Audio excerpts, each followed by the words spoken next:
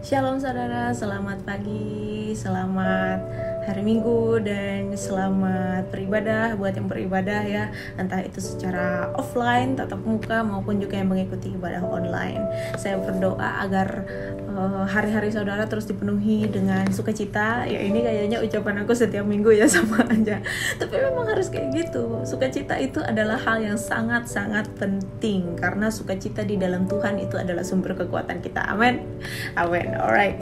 So untuk hari ini aku mau sharekan singkat aja. Ini kayaknya cuma 3 ayat gitu, cuma 3 ayat, tetapi ini benar-benar impactful, khususnya buat aku sendiri secara pribadi saat aku mempelajari ayat ini. Tetapi sebelumnya aku mau kasih tahu dulu, perikop ini adalah perikop tentang ketika Yesus mengasih tahu sama murid-muridnya bahwa hey, aku akan pergi ke Yerusalem, kemudian nanti akan menderita di sana, dibunuh, dan kemudian dibangkitkan. Jadi Yesus itu memberitahukan kepada murid-muridnya itu sering ya, kalau nggak salah tuh 3 kali dalam Alkitab. Hanya pemahaman murid-murid ini saat itu tuh belum kebuka, sehingga mereka tidak mengerti apa yang Yesus katakan. Nah jadi di perikop ini Yesus menjelaskan lagi ke murid-muridnya bahwa sekarang dia harus pergi ke Yerusalem, dia harus menderita di tangan para pemimpin-pemimpin agama, dibunuh, kemudian bangkit pada hari ketiga. Nah waktu itu si Petrus, ya kita tahu si Petrus nih, si gunung karang, gunung batu karang batu karang ya. Dia menarik Yesus, kemudian dia bilang sama Yesus, jangan sampai hal itu terjadi padamu, Master, gitu. Kalau dalam bahasa Inggrisnya impossible, Master, that can never be, katanya. Jadi dia protes kayak gitu, semoga itu tidak terjadi. Tapi kita tahu ya di perikop ini Yesus jawab apa ke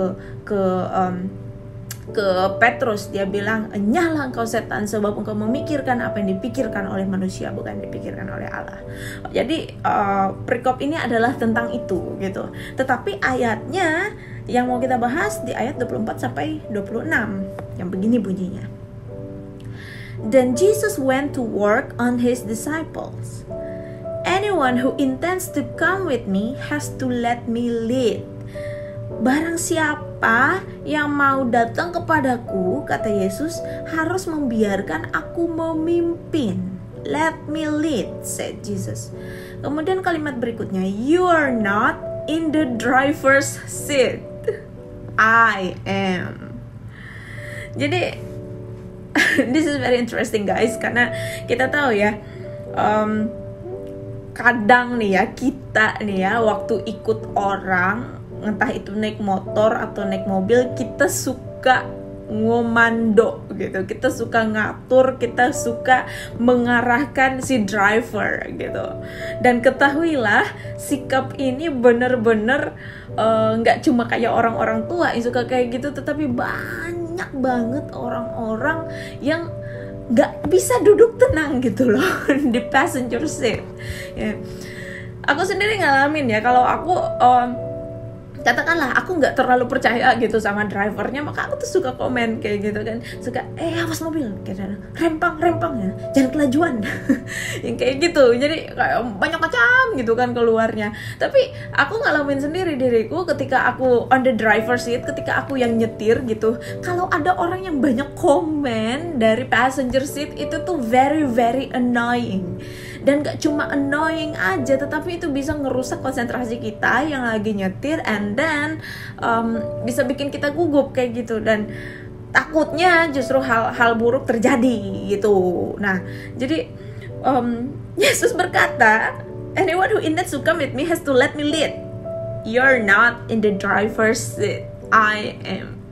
Jadi Yesus ingatin bahwa kalau kamu mau datang kepadaku, kata Yesus, kalau kamu mau hidup bersamaku, mau ngikutin aku, you have to know you're not on the driver's seat. Kamu itu bukan supirnya, kata Yesus. Akulah supirnya. Nah ini kita kadang lupa bahwa Yesus itu adalah, kalau bahasa puitisnya itu nahkoda, kapal kehidupan kita. Tetapi diterjemahkan the message, Yesus itu on the driver's seat. He is the driver gitu kan. Dia yang nyetir, dia yang tahu gitu gimana membawa kita ini untuk bisa aman, untuk selamat sampai di tujuan. Cuma kadang kita suka protes protes, kita nggak bisa duduk manis, duduk tenang dan percaya kepada Dia. Kita suka ngarahin dan maksain dan ngatur dan komplain. We're not at the driver's seats, guys. Mari kita lihat kalimat berikutnya. Don't run from suffering, embrace it. Alright. Jangan lari dari penderitaan, tetapi peluklah penderitaan itu. Follow me and I will show you how. Self-help is no help at all. Self-sacrifice is the way, my way to finding yourself, your true self. Nah, jadi kalimat-kalimat berikutnya ini juga wow, luar biasa ya. Ini Yesus katakan kamu gak boleh lari dari penderitaan. Don't run from suffering. Instead, kamu harus peluk penderitaan. So, let's think about this, guys. Kenapa Yesus mau kita untuk memeluk penderitaan, bukannya lari dari penderitaan? Aku akan biarkan teman-teman untuk berpikir why ya, tetapi kalau buat aku sendiri ya aku renungin gitu loh. Maksudnya kayak di masa-masa lalu hidupku itu aku selalu kayak sama Tuhan why? Kenapa hidupku ini penuh dengan penderitaan? And then I keep complaining to God gitu. Aku komplain terus sama Yesus, kayaknya paling menderita sedunia. Tetapi kemudian ketika aku belajar ya, dan juga khususnya ketika dimuridkan dan mengetahui bahwa kalau kita mau mengikut Yesus itu kita harus angkat diri, pikul salib dan mengikut Dia setiap hari. Nah, aku belajar bahwa memeluk itu loh, memeluk penderitaan.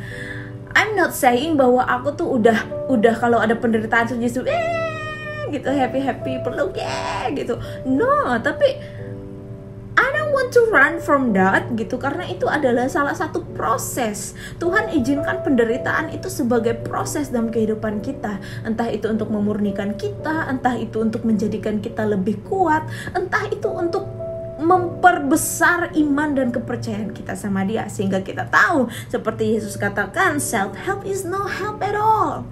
Dan kalau kamu mau tahu caranya bagaimana untuk memikul penderitaan, memikul salib, Yesus katakan I will show you how.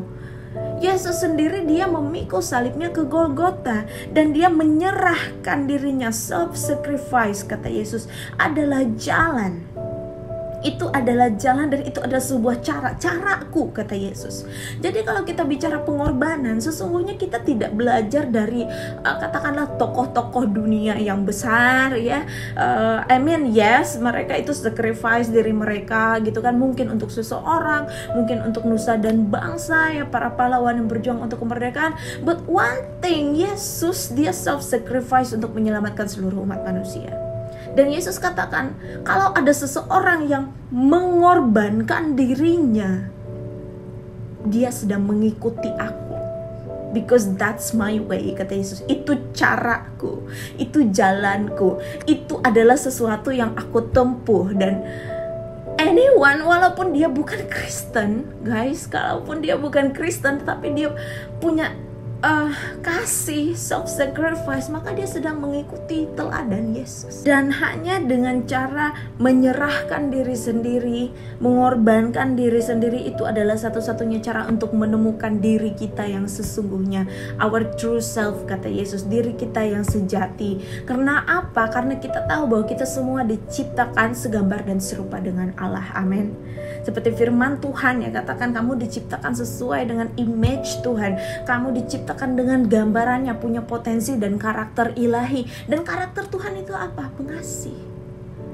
Kita ini serupa dan segambar dengan Yesus. Dan Yesus itu karakternya bagaimana? Self-sacrifice. Dan that's our true self. Dan di sini kita juga dapat revelations bahwa ketika kita melakukan kesalahan, ketika kita melakukan dosa, let's say kita melakukan pelanggaran, actually it's not our true self. Itu semua disebabkan kan kejatuhan manusia dan kita terperangkap dalam tubuh daging yang berdosa ini. Tetapi our true self, our true identity is in God. Mulia, berkemenangan, kudus, wonderful, amazing, beautiful. That's who we are, guys. Jadi always remember this. Dan last sentence dari ayat ini, what kind of deal is it to get everything you want but lose yourself? What could you ever trade your soul for? Jadi apa gunanya, apa untungnya dapat segala sesuatu yang kamu inginkan tetapi kamu kehilangan dirimu? Dan apa yang bisa kamu tukarkan gitu loh untuk mendapatkan jiwamu itu?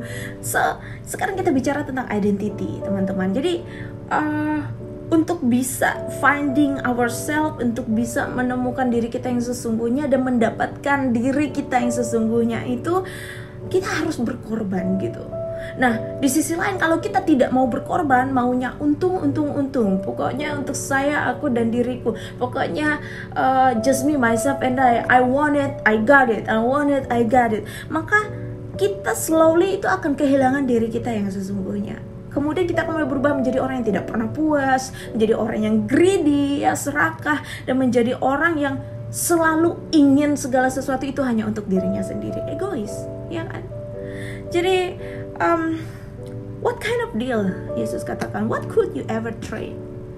Dan wow, buatku ini reminder yang sangat powerful ya teman-teman, karena ya hari-hari ini juga aku belajar bahwa bagaimana untuk selalu bisa distinguish kayak gitu, yang mana yang fisikku, mimpiku yang datang dari Tuhan, dan I always give all the glory to Him, dan yang mana yang aku cuma pengen untuk memuaskan keinginan pribadiku, kayak let's say fame, popularity, and then money, you know, semua hal itu hanya untuk kepuasan diri ya. I mean, it's not wrong thing, itu bukan hal yang salah, itu bukan hal yang jahat, tetapi mari setiap saat kita cek hati kita, mari setiap detik kita uji hati kita, dan kita minta Tuhan juga uji.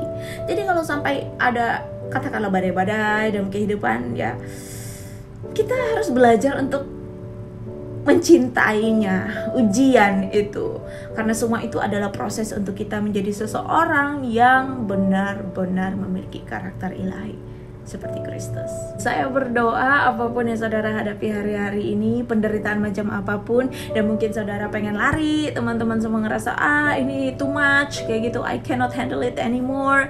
Aku berdoa agar Tuhan berikan kamu kekuatan, kesabaran, dan tentunya juga pewahyuan. Kenapa Dia izinkan kamu melalui itu semua dalam kehidupanmu? Pasti ada tujuannya Tuhan. There must be a purpose, a divine purpose from the Lord. Dan aku berdoa hati teman-teman semua terus dikuatkan dan tetap percaya kepada Dia yang memegang kendali atas kehidupan kita. Tuhan Yesus memberkati.